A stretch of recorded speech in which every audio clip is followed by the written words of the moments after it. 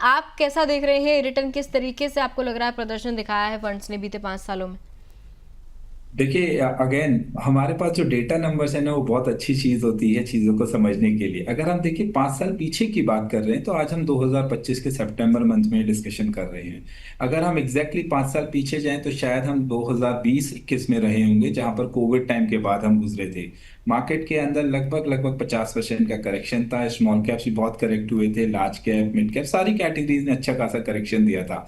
वो एक golden time period create हुआ था लोगों को इन्वेस्टमेंट जर्नी स्टार्ट करने के लिए, and that is the only reason. कहते हैं जब मार्केट में करेक्शन में तो भागे नहीं, पार्टिसिपेट करिए। तो जिसने भी पिछले 5 सालों के दौरान अपनी इन्वेस्टमेंट शुरू करी है, दे आर द इन्वेस्टर्स जिन्होंने सबसे ज्यादा रिटर्न जनरेट किया है। एंड पिछले 1 साल को अगर मैं छोड़ दूं, तो 4 साल में मार्केट ने बहुत ही अच्छा और बेहतरीन रिटर्न दिया है, जिससे इन्वेस्टर्स कॉन्फिडेंस बढ़ा है। इसी वजह से आज भी मार्केट में मंथली एसआईपी लगभग 25,000 से 28,000 करोड़ रुपए पर मंथ जा रही है। ठीक है सर। इसके अलावा जो लोग शॉर्ट टर्म के लिए स्मॉल कैप फंड में सिप करना शुरू कर देते हैं, कई बार ऐसा होता है ना कि कहीं से हमने सुना कि हाँ ये वाले फंड में सिप करनी शुरू कर दो, ज़्यादा पता नहीं होता इन्वेस्टर को भी, ग्राउंड लेवल का जो इन्वेस्टर है बहुत ज़्यादा एक्सपोजर नहीं है, नॉलेज नहीं है, स्मॉल कैप में सिप करनी शुरू करती है, लेकिन सिप जो है शॉर्ट टर्म के लिए करी है। सर उनके लिए आपकी क्या सलाह है?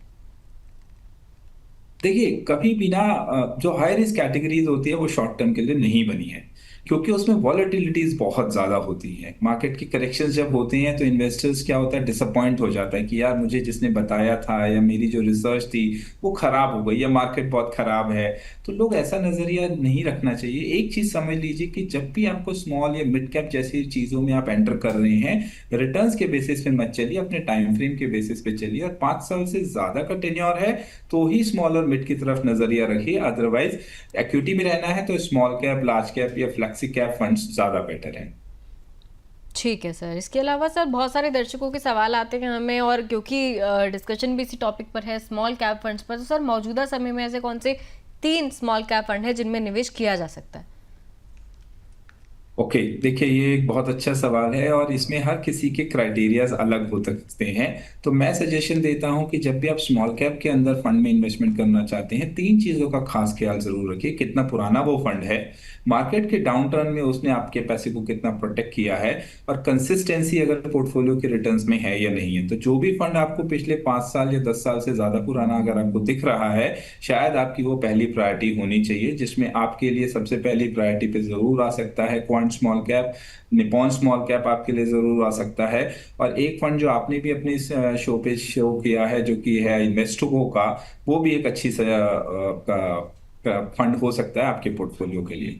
ठीक है, तो ये कुछ एक फंड्स हैं जो निवेशकों की नज़र में हो सकते हैं, और इनमें निवेश अगर वो करना चाहें तो सर ने जैसे कि सलाह दी है कर सकते हैं। सर आपके पास लौटेंगे, लेकिन उससे पहले दर्शकों को मैं एक बार बता दूं कि वो कैसे दी बोनस के प्राइम मेंबर बन सकते हैं। जैसा कि आज के शो में एक बहुत ही धमाकेदार एंट्री दिख रही है मुझे प्राइम मेंबर्स की, आप बाकी दर्शकों को भी बता देते हैं किस तरीके से वो हमारे परिवार का हिस्सा बन सकते हैं। तो देखिए तरीका बहुत आसान है। जैसे ही आप दी बोनस के यूट्यूब पर जाएंगे, आपको सामने ही एक ज्वाइन का ऑप्शन नजर आएगा, उस पर टैप करते ही 3 लेवल आपके सामने खुल जाएंगे, लेवल 1, लेवल 2, लेवल 3। इसमें से जो आपकी सहूलियत हो उस लेवल पर आप टैप करिए और दी बोनस के प्राइम मेंबर बनिए। लेकिन सलाह मेरी ये रहेगी कि लेवल 2 या लेवल 3 आप चूज करें, क्योंकि उसमें आपको ज्यादा देखिए प्राइम मेंबर एक्सक्लूसिव कंटेंट मिलता है और एक्सक्लूसिव फैसिलिटीज मिलती है, जैसा कि आप देख भी पा रहे होंगे अपनी स्क्रीन पर।